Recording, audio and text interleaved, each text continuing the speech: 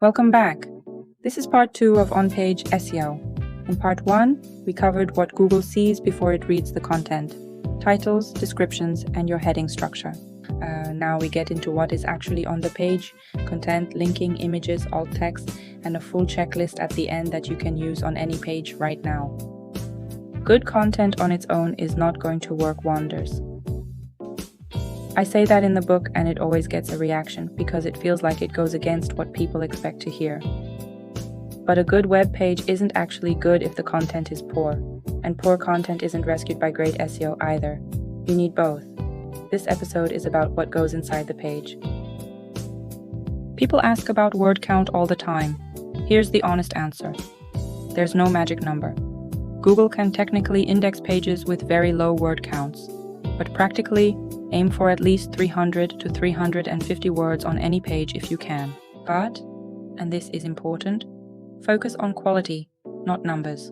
A comprehensive page that genuinely satisfies the user's search intent is far more valuable than a long page full of fluff. A 500-word page that answers the question perfectly will outperform a 2,000-word page that spins its wheels. Write what the user needs, cover the topic, stop when it's done. You've got your primary keyword. Now use it, but don't overuse it. The basic rule: include the keyword naturally in the content. In the introduction, in a heading, throughout the text, but as part of the context, not bolted in every third sentence. Beyond the exact keyword, use variations. Use semantic terms, related language around the topic. Google actually recommends this in their guidelines. An air fryer page shouldn't just say air fryer 40 times. It should also mention oil-free frying, healthy cooking method, crispy results. That's what tells Google the page is genuinely about the topic, not just keyword matching. And keyword stuffing, don't. It doesn't work, it reads terribly, and Google is very good at spotting it. If it sounds natural out loud, it's probably fine. If it sounds like a robot wrote it, rewrite it. Internal links. Every page should have at least one, and most pages should have more. They do two things. They help users navigate, finding related content they might actually want. And they help Google's bots understand the structure of your site, which pages are related, which topics are connected, which pages you consider important. The anchor text matters too. Click here tells Google nothing. Learn more about on-page SEO checklist, tells Google exactly what the linked page is about, and helps that page rank for that term. Descriptive anchors. Every time. It takes an extra 5 seconds and it's genuinely worth it. And if you're building a product page, link to related products, categories, or your contact page. Don't leave people with nowhere to go. External links, linking out to other websites from your content. This one surprises people.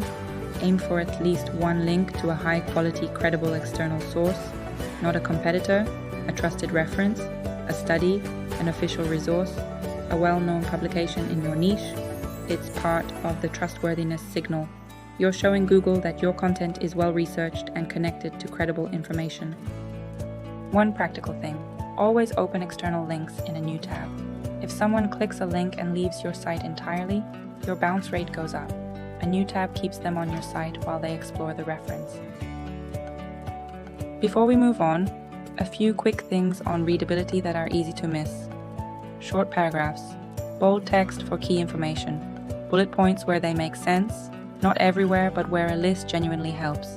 These aren't just nice to haves, they affect how long people stay on the page, and that matters. Here's a quick test I always do. Scan the page from a distance.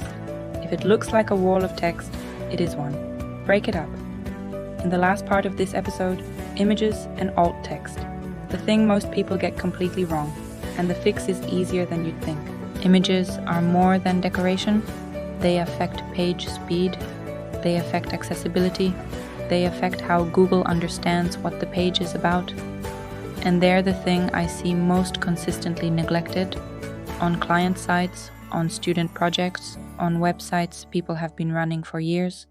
The good news is they're also one of the easiest things to fix. Alt text is the text that describes an image. It's what screen readers use for visually impaired users, which is a genuinely important accessibility function. And it's what helps Google understand what your images are about.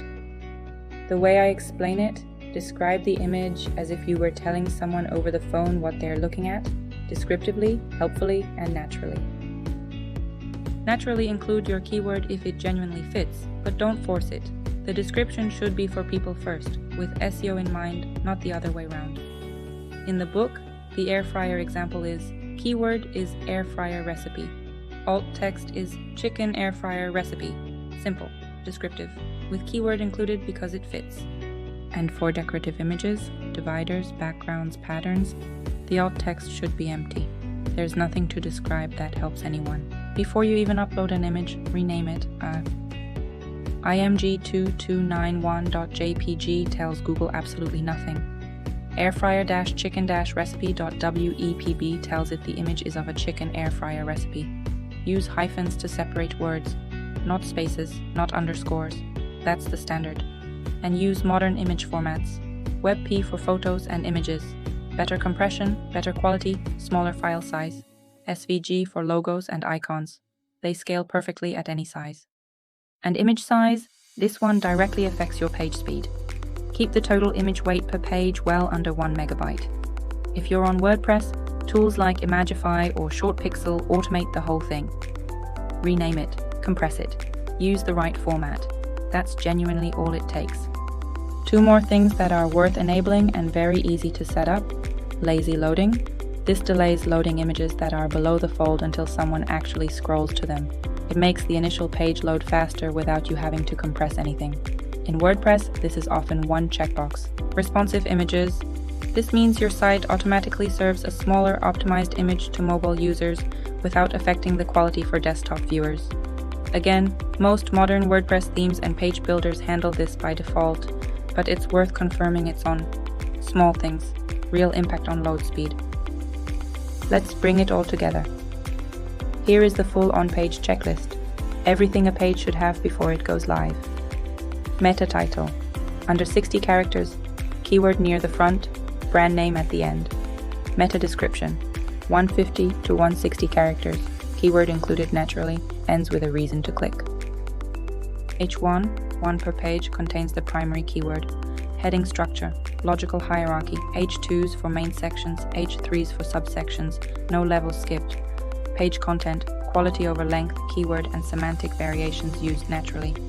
At least 1 internal link with a descriptive anchor text. At least 1 external link to a credible source opens in a new tab. Images, renamed, compressed, alt text written, right format. That's it. That's the whole on-page foundation. On-page SEO is the most visible layer of your work and the one with the highest return on attention for most websites. If you go through your existing pages with this checklist, even just the ones that matter most, you will find things to fix. Things that have been costing you clicks and rankings that you didn't know were there. The full system is in the SEO in Action book with worked examples and checklists for every part. It starts from $2.99. In episode 4, we go into technical SEO, the backend, the stuff that's invisible to users but absolutely visible to Google. Speed, mobile usability, crawling, indexing. It's a big one. I'll see you there.